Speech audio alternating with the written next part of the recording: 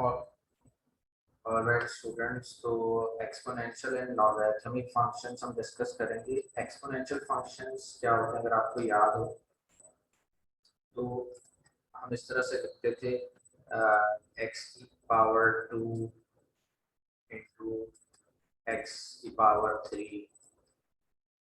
Exponent, degree, very या power.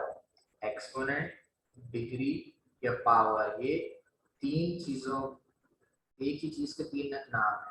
यानी कि आप उसको एक्सपोनेंट भी कह सकते हैं, पावर भी कह सकते हैं और डिग्री भी कह सकते हैं। जो वेरिएबल के ऊपर लिखा हुआ है इसको हम एक्सपोनेंट कहते हैं। ये एक एक्सपोनेंट है, 2 और 3। तो इन फंक्शंस के अंदर पावर मौजूद है, इसलिए इनको हम एक्सपोनेंशियल फंक्शंस कहते हैं। ठीक है, क्लियर है? अच्छा, इसका तरीका क्या होता था? बहुत आपने बिल्कुल इनिशियल जब हमने बेसिक मैथ स्टार्ट की थी, बिजनेस मैथ्स 1 स्टार्ट किया था, तो हम उसमें हमने डिस्कस किया था कि अगर बेसिस सेम हो तो पावर को क्या कर देते हैं, एडेड, और बेस को एक दफा लिखते हैं।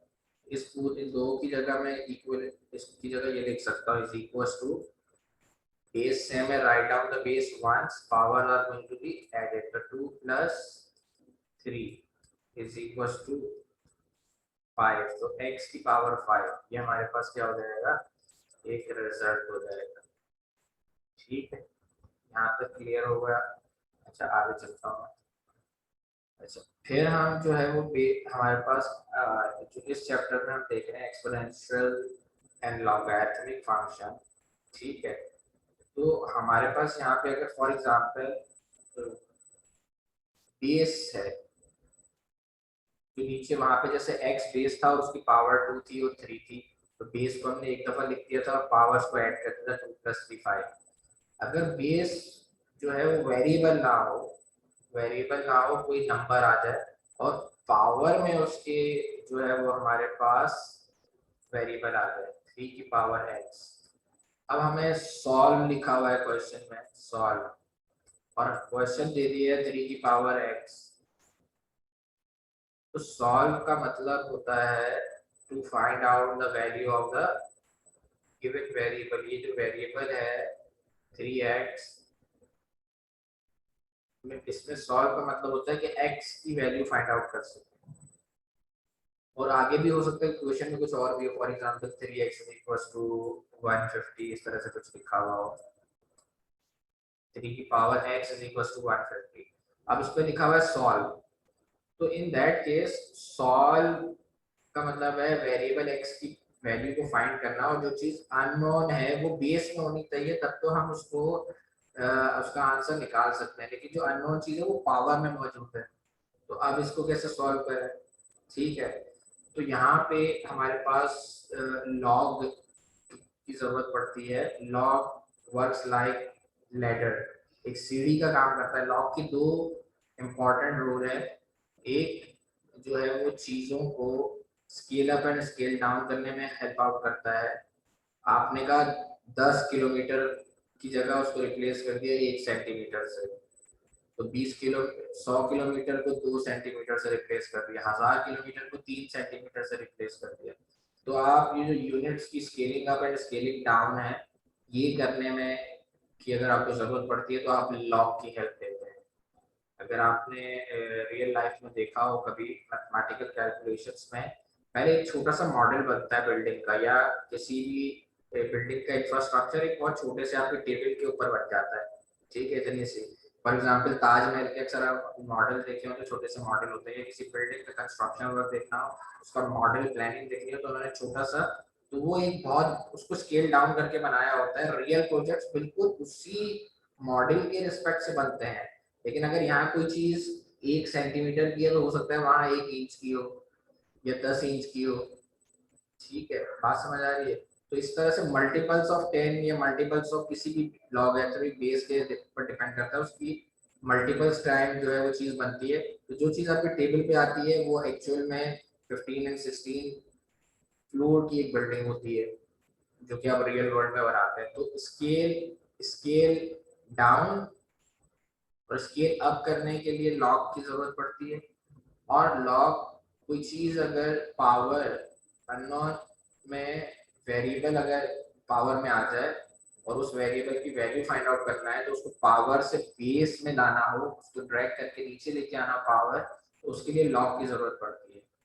ठीक है, फॉर एग्जाम्पल ये सवाल लिखा हुआ था 3x इज इक्वल टू 150। अब मुझे इसमें x की वैल्यू निकालनी है, तो मैं क्या करता, मैं टेकिंग लॉग बोथ साइड्स, तो मैं यूं लिख दूंगा ln 3x is equal to ln 50। ठीक है, टेकिंग लॉग बोथ साइड्स कर दिया मैंने। यहाँ तक क्लियर है, दोनों तरफ लॉग लगा दिया। अब लॉग की वजह से फायदा क्या होता है कि लॉग पावर को, अगर लॉग किस लग जाए तो ये पावर उतर के नीचे आ जाती है ऐसे यहाँ पे। इस फॉर्मूले को हम कहते हैं, ये फॉर्मूला भी होता है लेकिन मैं आपको दूसरे तरीके से समझा रहा हूँ कॉन्सेप्ट, ताकि आपको कॉन्सेप्ट क्लियर है। इसको कहते हैं, अगर ln of any value a और उसकी पावर n है, जब आप इसको लॉग अप्लाई करेंगे तो लॉग का रूल ये है कि पावर नीचे आ जाती है, यहाँ से इधर आ जाएगी, और ln a आप इसमें एज इट इज रह जाएगा है। तो ये यूं हो जाएगा n ln a। ठीक है, ये एक प्रॉपर्टी है लॉग। वही कॉन्सेप्ट यहाँ सिखा रहा हूँ कि अगर पावर में कोई चीज आ जाए तो आपने टेकिंग लॉग बोथ साइड्स ले लेना है, और लॉग लेने की वजह से लॉग जो है एक सीढ़ी का काम करता है, तो पावर उतर के नीचे आ जाएगी, तो ये कुछ ही हो जाएगा x ln 3 is equal to ln 150। ये रहा 150। तो x की वैल्यू निकालने के लिए आप क्या करेंगे, आप x is equal to ln 150 calculator से ले लें, जो भी आंसर आए उसको डिवाइड कर दें ln 3 से,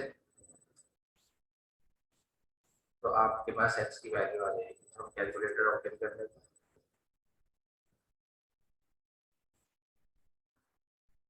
कैलकुलेटर ओपन करके देख लेते हैं। ये हमारे पास फॉर एग्जाम्पल एक कैलकुलेटर है, इसमें हम क्या करने लगे हैं, ln, ये रहा natural log ln 3 divided by ln, sorry ln 150 था पहले, 150 डिवाइडेड बाय ln 3, हमारे पास x की वैल्यू आ जाएगी 4.56। ठीक है, इस तरीके से हम जो है वो एक्सपोनेंट्स, जब हमारे पास नंबर है और नंबर की पावर में वेरिएबल है, तो उसको इस तरह से सॉल्व कर रहे होते हैं। क्लियर है स्टूडेंट्स? अच्छा, आगे मैं इसको समझाने की कोशिश करता हूँ फर्दर।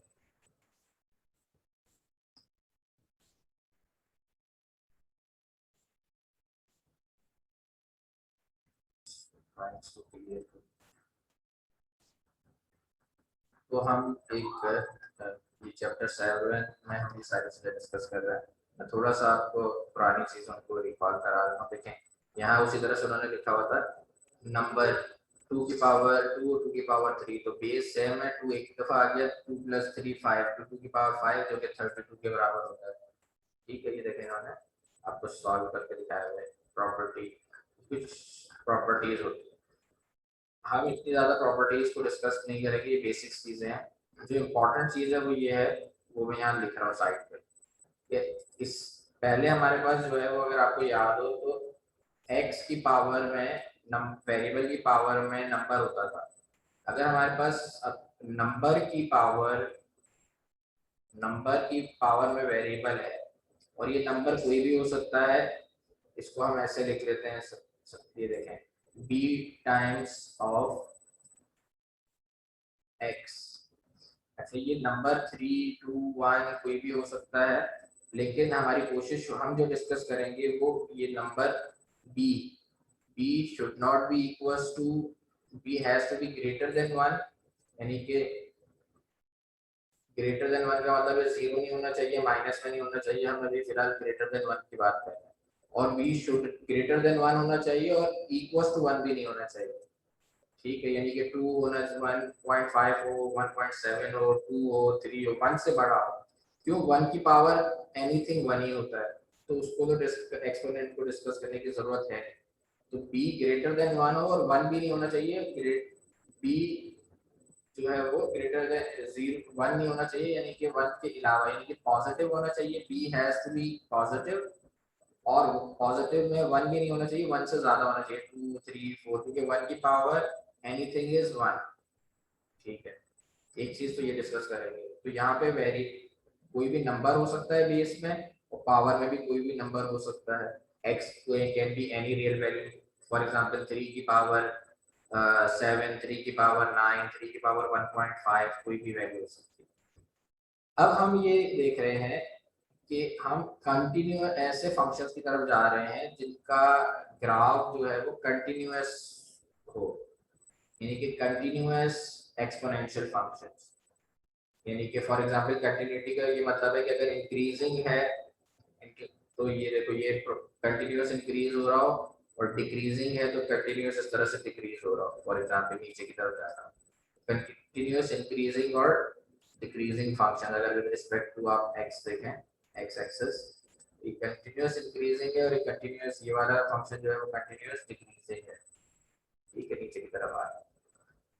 तो कंटिन्यूअस इंक्रीजिंग को बेटर जो रिप्रेजेंट करता है, और डिक्रीजिंग को, कंटिन्यूअस डीके को डिक्रीजिंग को डीके भी बोलते हैं, इंक्रीजिंग को जो है वो क्या कहते हैं, इंक्रीजिंग फिलहाल इंक्रीजिंग एज्यूम कर लेते हैं।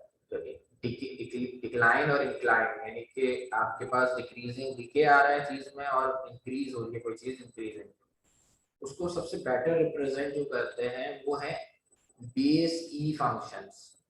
बेस ई, इसको आप एक्सपोनेंट, अक्सर आप इसको एक्सपोनेंट बोलते हैं। एक्चुअली एक्सपोनेंट कोई भी पावर को एक्सपोनेंट बोला जाता है। ठीक है, ठीक है, तो ये इसको हम कहते हैं बेस ई। बेस ई लॉग ln जो होता है, नेचुरल लॉग उसको हम कहते हैं, उसकी बेस ई होती है एक्सपोनेंट। ठीक है, और बाकी जो लॉग्स होते हैं एलओजी लॉग, उसमें मुख्तलिफ बेसिस पाई जाती हैं, बेस 2, बेस 3, बेस 4, अब मुख्तलिफ किस्म की बेसिस पाई जाती है। ठीक है, मोस्टली हम बेस 10 और बेस 2 को देख रहे होते हैं। बेस 10 का क्या मतलब है? बेस 10 का मतलब है कि 10 टाइम्स स्केल डाउन कर देगा चीज को। 10 को वो एक बोलेगा, एक यूनिट बोलेगा, यानी कि आप कह रहे हैं 10 इंचेस, अभी यूनिट चेंज नहीं कर रहा, इंच को इंच में ही रहने दे रहा हूँ, 10 इंच को आप एक इंच में कन्वर्ट कर देंगे। मल्टीपल्स ऑफ 10 को आप ये नंबर्स में कन्वर्ट कर देता है। तो लॉग 10 का लॉग, बेस 10 लॉग का लॉग 10 लेंगे तो वो 1 आएगा। ठीक है, लॉग अब 10 की मल्टीपल्स ले रहे हैं, 10 इंटू 10 100, तो 100 को वो 2, उसका आंसर आएगा 2, लॉग बेस 10 का आंसर आएगा 2। यानी कि आप मल्टीपल्स ऑफ 10 को, 10 की पावर्स को, 10 की पावर 1 तो 10 1, 10 की पावर 2 का मतलब है 2, 10 की पावर 3 यानी कि 1000 इंचेस को 3 इंचेस में कन्वर्ट कर दिया, यानी स्केल डाउन कर रहा है। 10,000, 10 की पावर 4, 10,000 को आपको 4 कह रहा है, 10 की पावर 4, 10 की पावर 5 को वो 5 इंच में कन्वर्ट कर रहा है, यानी कि 1,00,000 इंचेस को कंसाइज करके 5 इंचेस में उसने समा दिया, तो स्केल डाउन करना है कहते हैं। ठीक है, ये कॉन्सेप्ट्स बहुत बेसिक्स हैं जो आपने मैट्रिक लेवल में पढ़े होते हैं। मैं सिर्फ रिकॉल इसलिए करा रहा हूँ ताकि जब मैं क्वेश्चन कराऊँ तो वो फौरन फौरन आप उसको सॉल्व कर समझ सकें। ठीक है, तो बेसिकली ये लॉग जो नेचुरल लॉग होता है ln, उसका बेस होती है e। अब हमने सबसे पहले यहाँ पे ये देखना है कि किस तरह से हम जो ये न्यूमेरिक नंबर बेस को, यानी कि बेस 3 को उसके इक्विवेलेंट एक्सपोनेंट बेस में कन्वर्ट करें। ठीक है, यानी मेरे पास सवाल लिखा हुआ है, आप समझे कि f of x function x बराबर है 3 की पावर x के, और मैं यहाँ बेस में 3 नहीं लिखना चाह रहा, मैं चाह रहा हूँ e लिखूं। तो 3 किस बेस, किस वैल्यू ऑफ एक्सपोनेंट बेस के बराबर है? तो पहले तो मैं ये, तो मैं अज्यूम कर लेता हूँ, लेट कर लूंगा इस तरह के सवाल में, अगर ऐसा सवाल दिया और लेट कर लूंगा कि ई की पावर समथिंग, जिसको मैं कह रहा हूँ n, ई की पावर समथिंग, मुझे नहीं पता ई की पावर क्या है, यही तो मैं कैलकुलेट कर रहा हूँ। ई की पावर समथिंग n बराबर है 3 के। ठीक है, अगर मुझे ई की पावर ये n पता चल जाएगी, फॉर एग्जांपल ई की पावर 1.5, तो 3 घटा के मैं ई की पावर 1.5 यहाँ लिख दूंगा। लेकिन मुझे अभी पावर पता नहीं है कि ई की क्या वैल्यू बराबर है 3 के। ई टू द पावर समथिंग बराबर है 3 के। मैं बेस 3 को रिमूव करके एक्सपोनेंशियल बेस ई बेस एक्स, यानी कि एक्सपोनेंशियल फंक्शन तो ये अभी भी है, लेकिन इस एक्सपोनेंशियल फंक्शन की बेस नंबर है 3 है। मैं नंबर बेस को हटा के ई बेस में कन्वर्ट करना चाह रहा हूँ इस फंक्शन को। क्यों मैंने बताया, क्योंकि बेस्ट इंक्रीजिंग, कंटिन्यूअस इंक्रीजिंग और best continuous decreasing function exponential function ज्यादा बेटर रिप्रेजेंट करते हैं। तो मैं इसको एक्सपोनेंशियल फंक्शंस में कन्वर्ट कर रहा हूँ, इक्विवेलेंट इस फंक्शन का इक्विवेलेंट एक्सपोनेंशियल फंक्शन में कन्वर्ट कर रहा हूँ। ठीक है, तो मैंने कहा लेट ई की पावर समथिंग, ई की पावर समथिंग बराबर है 3 के, ताकि मैं 3 का रिप्लेसमेंट ढूंढ सकूं। अब इसको n, n जिस चीज की वैल्यू में ढूंढ रहा हूँ वो तो n, अगर मुझे n की वैल्यू पता चल जाए तो मैं डायरेक्ट 3 की जगह e टू द पावर वो लिख दूं। लेकिन but the issue is this के ये n की वैल्यू जो मैं ढूंढना चाह रहा हूँ वो तो पावर में है। तो अभी थोड़ी देर पहले मैंने बताया ऐसी सूरत में आप क्या करते हैं, taking log both sides, taking log both sides, दोनों तरफ लॉग ले रहा हूँ। इधर हो जाएगा ln e की पावर n और इधर हो जाएगा ln 3। ठीक है, अब आप याद रखें कि लॉग ln और e एक दूसरे के रेसिप्रोकल है। सर हमें तो रेसिप्रोकल ही नहीं पता क्या होता है, तो मैं आपको बता देता हूँ। देखिए 5 है, इसका रेसिप्रोकल होता है 1/5। रेसिप्रोकल वो वैल्यू होती है जिनको आपस में मल्टीप्लाई की फॉर्म में लिखें, यानी अपोजिट डायरेक्शन में होते हैं। ऊपर होगा 5 तो उसका अपोजिट 1/5 होगा, उनको आपस में मल्टीप्लाई करें तो आंसर बना है। 5 इंटू 1/5 को मल्टीप्लाई करें तो 5 से 5 कट जाएगा, आंसर क्या बचेगा 1। 3 का रेसिप्रोकल होता है 1/3। 2 का रेसिप्रोकल होता है 1/2। कैंसिल करें 1 आएगा आंसर। तो ln और e एक दूसरे के रेसिप्रोकल है। इसको ln को आप 1/e लिख दें या e को आप 1/ln लिख दें, एक ही बात है। ठीक है, ln और e एक दूसरे के रेसिप्रोकल होते हैं। ln को 1/e लिख सकते हैं आप, ln का मतलब 1/e होता है, या e को लिखना चाहें तो उस सूरत में 1/e इंटू ई कैंसिल हो जाएगा, या e को लिखना चाहे और दोनों को ln की फॉर्म में कन्वर्ट करना चाहें तो ln और e की जगह आप इंटू 1/ln लिख सकते हैं। ये एक दूसरे के रेसिप्रोकल है, ये समझा रहा हूँ। जब आप प्रोफेशनल होते हैं तो आप इसको इस फॉर्म में लिखते नहीं है। ln और e जहाँ आपको एक साथ मल्टीप्लाई होते हुए नजर आए, इन दोनों को कैंसिल कर देते हैं, ये 1 के बराबर होते हैं। तो अभी तो समझाने के लिए बता रहा हूँ कि अगर ln e ऐसे लिखा हुआ है, ln का मतलब होता है 1/e, तो ये देखो e से e कैंसिल 1 बचा। या अगर ln को एज इट इज लिखा हुआ और e को ln में कन्वर्ट कर रहे हैं तो 1/ln, ये देखें ln से ln कट गया 1। लेकिन जब टेक्निकली आप सम होते हैं तो आप वैसे ही ln और e जहाँ मल्टीप्लाई देखते हैं आप इनको कैंसिल कर देते हैं और आप कहते हैं यहाँ 1 बच गया।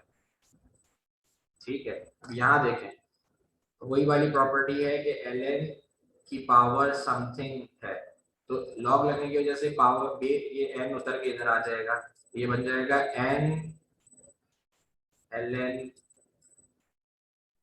e बराबर है ln 3। ठीक है, बराबर है ln 3। तो ये ln और e तो कैंसिल हो गया, इधर बच गया n और इधर हो गया ln 3। तो n बराबर है ln 3 की वैल्यू निकाल लेता हूं मैं, तो कैलकुलेटर ऑन कर लेते हैं। ln3 की वैल्यू निकालने के लिए। ठीक है, ये रहा आपका पास कैलकुलेटर और यहाँ से हम निकालेंगे ln। पहले इसको ऑन कर लेते हैं, ln और 3। तो ln3 का आंसर आ रहा है 1.098। अगर मैं इसको राउंड ऑफ करूँ, 1.099 को राउंड ऑफ करूँ तो ये 1.1 हो जाएगा। राउंड ऑफ करूँ अगर, ये देखें ना, 8 इधर आएगा तो ये 9 अगर इधर आ जाएगा तो ये 1 हो जाएगा और ये बाकी खत्म हो जाएगा। तो तकरीबन 1.1 आ रहा है, तकरीबन 1.1। तो n की वैल्यू आ गई 1.09 का मतलब होता है 1.1। n की वैल्यू आ गई। अब अगर मैं e की पावर जो है वो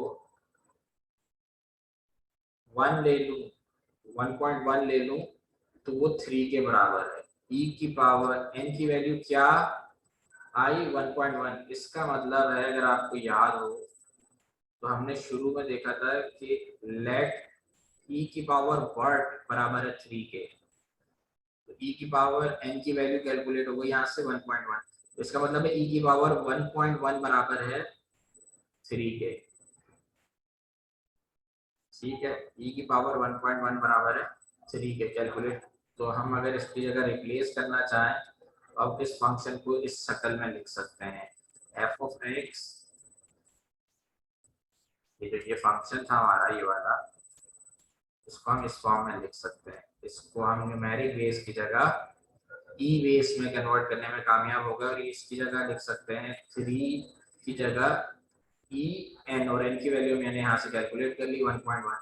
तो ई की पावर 1.1 ये तो हमने लिख दिया, इसकी जगह पे हमने लिख दिया ये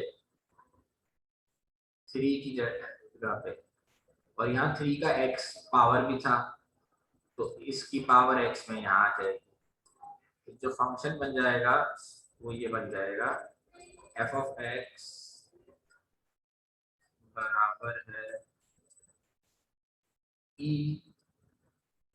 ये पावर से पावर जब नीचे ब्रैकेट के ऊपर भी पावर और अंदर भी पावर हो तो पावर नीचे आके यहाँ मल्टीप्लाई हो जाती है। तो e की पावर 1.1 टाइम्स x हो जाएगा, 1.1 टाइम्स x हो जाएगा। ये आपके पास ये आ गई। ये आपने क्या किया, एक न्यूमेरिक एक्सपोनेंशियल फंक्शन को न्यूमेरिक बेस्ड एक्सपोनेंशियल, जिसकी बेस न्यूमेरिक थी, न्यूमेरिक बेस एक्सपोनेंशियल फंक्शन को न्यूमेरिक बेस एक्सपोनेंशियल फंक्शन को बेस ई एक्सपोनेंशियल फंक्शन में कन्वर्ट कर दिया। ठीक है, अच्छा